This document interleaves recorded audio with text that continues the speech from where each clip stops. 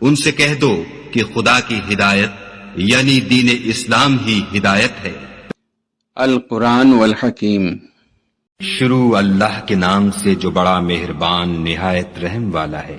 فجر کی قسم اور 10 راتوں کی اور جفت اور طاق کی اور رات کی جب جانے لگے، اور بے شک یہ چیزیں عقل مندوں کے نزدیک قسم کھانے کے لائق ہیں کہ کافروں کو ضرور عذاب ہوگا۔ کیا تم نے نہیں دیکھا کہ تمہارے پروردگار نے عاد کے ساتھ کیا کیا، جو ارم کہلاتے تھے اتنے دراز قد کہ تمام ملک میں ایسے پیدا نہیں ہوئے تھے، اور سمود کے ساتھ کیا کیا جو وادی قرا میں پتھر تراشتے اور گھر بناتے تھے، اور فرعون کے ساتھ کیا کیا جو خیمے اور میخیں رکھتا تھا۔ یہ لوگ ملکوں میں سرکش ہو رہے تھے اور ان میں بہت سی خرابیاں کرتے تھے، تو تمہارے پروردگار نے ان پر عذاب کا کوڑا نازل کیا۔ بے شک تمہارا پروردگار طاق میں ہے، مگر انسان عجیب مخلوق ہے کہ جب اس کا پروردگار اس کو آزماتا ہے کہ اسے عزت دیتا اور نعمت بخشتا ہے تو کہتا ہے کہ آہا میرے پروردگار نے مجھے عزت بخشی، اور جب دوسری طرح آزماتا ہے کہ اس پر روزی تنگ کر دیتا ہے تو کہتا ہے کہ ہائے میرے پروردگار نے مجھے ذلیل کیا۔ نہیں، بلکہ تم لوگ یتیم کی خاطر نہیں کرتے اور نہ مسکین کو کھانا کھلانے کی ترغیب دیتے ہو، اور میراث کے مال کو سمیٹ کر کھا جاتے ہو اور مال کو بہت ہی عزیز رکھتے ہو۔ تو جب زمین کی بلندی کوٹ کوٹ کر پست کر دی جائے گی اور تمہارا پروردگار جلوہ فرما ہوگا اور فرشتے قطار باندھ باندھ کر موجود ہوں گے، اور دوزخ اس دن حاضر کی جائے گی، تو انسان اس دن متنبہ ہوگا، مگر اب انتباہ سے اسے فائدہ کہاں مل سکے گا۔ کہے گا کاش میں نے اپنی زندگی جاویدانی کے لیے کچھ آگے بھیجا ہوتا، تو اس دن نہ کوئی خدا کے عذاب کی طرح کا کسی کو عذاب دے گا اور نہ کوئی ویسا جکڑنا جکڑے گا۔ اے اطمینان پانے والی روح، اپنے پروردگار کی طرف لوٹ چل، تو اس سے راضی وہ تجھ سے راضی، تو میرے ممتاز بندوں میں شامل ہو جا اور میری بہشت میں داخل ہو جا۔ شروع اللہ کے نام سے جو بڑا مہربان نہایت رحم والا ہے۔ ہمیں اس شہر مکہ کی قسم، اور تم اسی شہر میں تو رہتے ہو، اور باپ یعنی آدم اور اس کی اولاد کی قسم کہ ہم نے انسان کو تکلیف کی حالت میں رہنے والا بنایا ہے۔ کیا وہ خیال رکھتا ہے کہ اس پر کوئی قابو نہ پائے گا؟ کہتا ہے کہ میں نے بہت سا مال برباد کر دیا۔ کیا اسے یہ گمان ہے کہ اس کو کسی نے دیکھا نہیں؟ بھلا ہم نے اس کو 2 آنکھیں نہیں دیں اور زبان اور 2 ہونٹ نہیں دیے؟ یہ چیزیں بھی دیں اور اس کو خیر و شر کے دونوں رستے بھی دکھا دیے، مگر وہ گھاٹی پر سے ہو کر نہ گزرا۔ اور تم کیا سمجھے کہ گھاٹی کیا ہے؟ کسی کی گردن کا چھڑانا، یا بھوک کے دن کھانا کھلانا، یتیم رشتہ دار کو یا فقیر خاکسار کو۔ پھر ان لوگوں میں بھی داخل ہوا جو ایمان لائے اور صبر کی نصیحت اور لوگوں پر شفقت کرنے کی وصیت کرتے رہے۔ یہی لوگ صاحب سعادت ہیں، اور جنہوں نے ہماری آیتوں کو نہ مانا وہ بدبخت ہیں۔ یہ لوگ آگ میں بند کر دیے جائیں گے۔ شروع اللہ کے نام سے جو بڑا مہربان نہایت رحم والا ہے۔ سورج کی قسم اور اس کی روشنی کی، اور چاند کی جب اس کے پیچھے نکلے، اور دن کی جب اسے چمکا دے، اور رات کی جب اسے چھپا لے، اور آسمان کی اور اس ذات کی جس نے اسے بنایا، اور زمین کی اور اس کی جس نے اسے پھیلایا، اور انسان کی اور اس کی جس نے اس کے اعضاء کو برابر کیا۔ پھر اس کو بدکاری سے بچنے اور پرہیزگاری کرنے کی سمجھ دی کہ جس نے اپنے نفس یعنی روح کو پاک رکھا وہ مراد کو پہنچا، اور جس نے اسے خاک میں ملایا وہ خسارے میں رہا۔ قوم سمود نے اپنی سرکشی کے سبب پیغمبر کو جھٹلایا۔ جب ان میں سے ایک نہایت بدبخت اٹھا تو خدا کے پیغمبر صالح نے ان سے کہا کہ خدا کی اونٹنی اور اس کے پانی پینے کی باری سے حذر کرو، مگر انہوں نے پیغمبر کو جھٹلایا اور اونٹنی کی کونچیں کاٹ دیں، تو خدا نے ان کے گناہ کے سبب ان پر عذاب نازل کیا اور سب کو ہلاک کر کے برابر کر دیا، اور اس کو ان کے بدلہ لینے کا کچھ بھی ڈر نہیں۔ شروع اللہ کے نام سے جو بڑا مہربان نہایت رحم والا ہے۔ رات کی قسم جب دن کو چھپا لے، اور دن کی قسم جب چمک اٹھے، اور اس ذات کی قسم جس نے نر اور مادہ پیدا کیے کہ تم لوگوں کی کوشش طرح طرح کی ہے، تو جس نے خدا کے رستے میں مال دیا اور پرہیزگاری کی اور نیک بات کو سچ جانا، اس کو ہم آسان طریقے کی توفیق دیں گے۔ اور جس نے بخل کیا اور بے پرواہ بنا رہا اور نیک بات کو جھوٹ سمجھا، اسے سختی میں پہنچائیں گے، اور جب وہ دوزخ کے گڑھے میں گرے گا تو اس کا مال اس کے کچھ بھی کام نہ آئے گا۔ ہمیں تو راہ دکھا دینا ہے، اور آخرت اور دنیا ہماری ہی چیزیں ہیں، سو میں نے تم کو بھڑکتی آگ سے متنبع کر دیا، اس میں وہی داخل ہوگا جو بڑا بدبخت ہے، جس نے جھٹلایا اور منہ پھیرا، اور جو بڑا پرہیزگار ہے وہ اس سے بچا لیا جائے گا۔ جو مال دیتا ہے تاکہ پاک ہو، اور اس لیے نہیں دیتا کہ اس پر کسی کا احسان ہے جس کا وہ بدلہ اتارتا ہے، بلکہ اپنے خداوند اعلیٰ کی رضامندی حاصل کرنے کے لیے دیتا ہے، اور وہ ان قریب خوش ہو جائے گا۔ شروع اللہ کے نام سے جو بڑا مہربان نہایت رحم والا ہے۔ آفتاب کی روشنی کی قسم اور رات کی تاریکی کی جب چھا جائے، اے محمد صلی اللہ علیہ وآلہ وسلم، تمہارے پروردگار نے نہ تو تم کو چھوڑا اور نہ تم سے ناراض ہوا، اور آخرت تمہارے لیے پہلی حالت یعنی دنیا سے کہیں بہتر ہے، اور تمہیں پروردگار ان قریب وہ کچھ عطا فرمائے گا کہ تم خوش ہو جاؤ گے۔ بھلا اس نے تمہیں یتیم پا کر جگہ نہیں دی؟ بے شک دی، اور رستے سے ناواقف دیکھا تو سیدھا رستہ دکھایا، اور تنگ دست پایا تو غنی کر دیا۔ تو تم بھی یتیم پر ستم نہ کرنا، اور مانگنے والے کو جھڑکی نہ دینا، اور اپنے پروردگار کی نعمتوں کا بیان کرتے رہنا۔ شروع اللہ کے نام سے جو بڑا مہربان نہایت رحم والا ہے۔ اے محمد صلی اللہ علیہ وآلہ وسلم، کیا ہم نے تمہارا سینہ کھول نہیں دیا؟ بے شک کھول دیا، اور تم پر سے بوجھ بھی اتار دیا، جس نے تمہاری پیٹھ توڑ رکھی تھی، اور تمہارا ذکر بلند کیا۔ ہاں ہاں، مشکل کے ساتھ آسانی بھی ہے، اور بے شک مشکل کے ساتھ آسانی بھی ہے۔ تو جب فارغ ہوا کرو تو عبادت میں محنت کیا کرو، اور اپنے پروردگار کی طرف متوجہ ہو جایا کرو۔ شروع اللہ کے نام سے جو بڑا مہربان نہایت رحم والا ہے۔ انجیر کی قسم اور زیتون کی، اور طور سینین کی، اور اس امن والے شہر کی کہ ہم نے انسان کو بہت اچھی صورت میں پیدا کیا ہے، پھر رفتہ رفتہ اس کی حالت کو بدل کر پست سے پست کر دیا۔ مگر جو لوگ ایمان لائے اور نیک عمل کرتے رہے ان کے لیے بے انتہا اجر ہے۔ پھر تو جزا کے دن کو کیوں جھٹلاتا ہے؟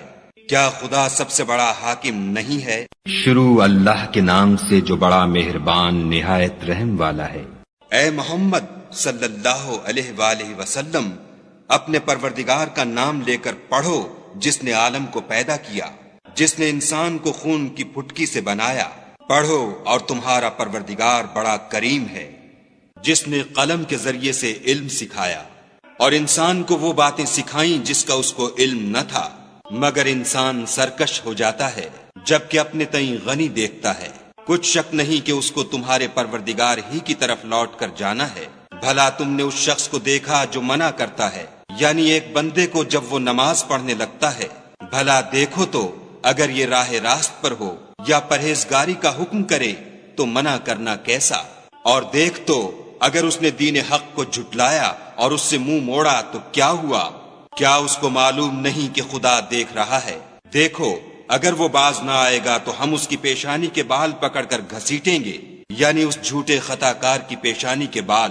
تو وہ اپنے یاروں کی مجلس کو بلا لے، ہم بھی اپنے موکلان دوزخ کو بلائیں گے۔ دیکھو اس کا کہا نہ ماننا اور سجدہ کرنا اور قرب خدا حاصل کرتے رہنا۔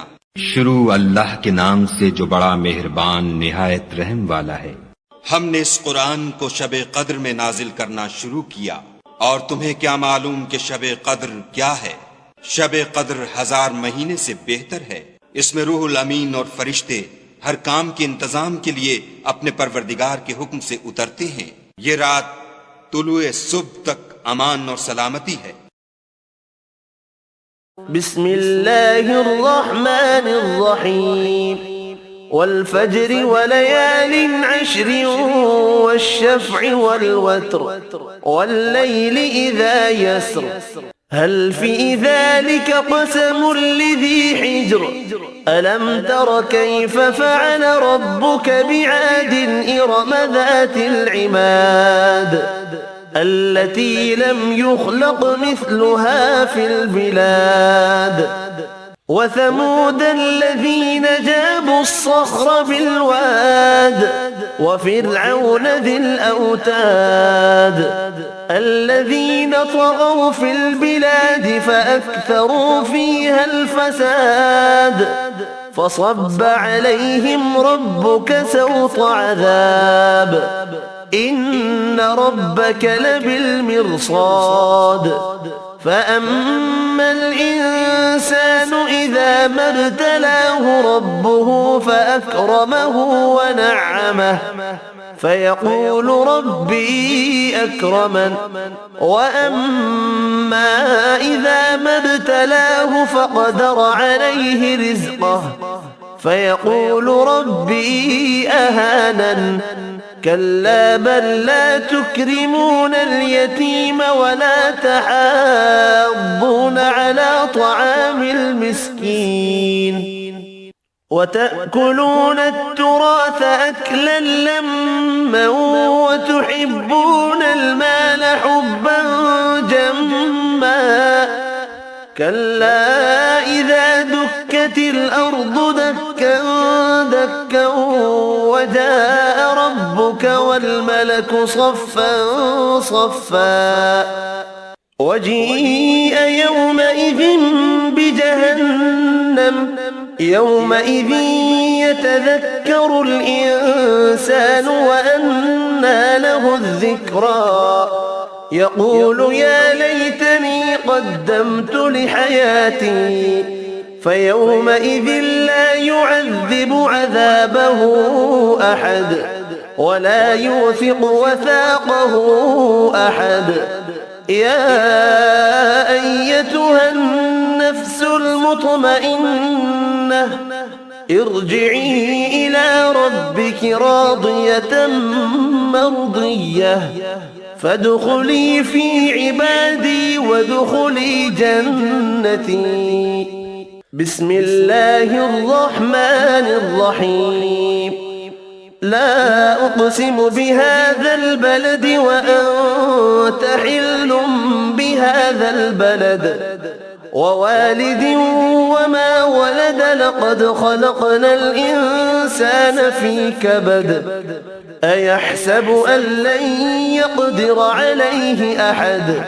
يقول أهلكت مالا لبدا أيحسب أن لم يره أحد ألم نجعل له عينين ولسانا وشفتين وهديناه النجدين فلاقتحم العقبة وما أدراك ما العقبة فك رقبة أو إطعام في يوم ذي مسغبة يتيما ذا مقربة أو مسكينا ذا متربة ثم كان من الذين آمنوا وتواصوا بالصبر وتواصوا بالمرحمة أولئك أصحاب الميمنة والذين كفروا بآياتنا هم أصحاب المشأمة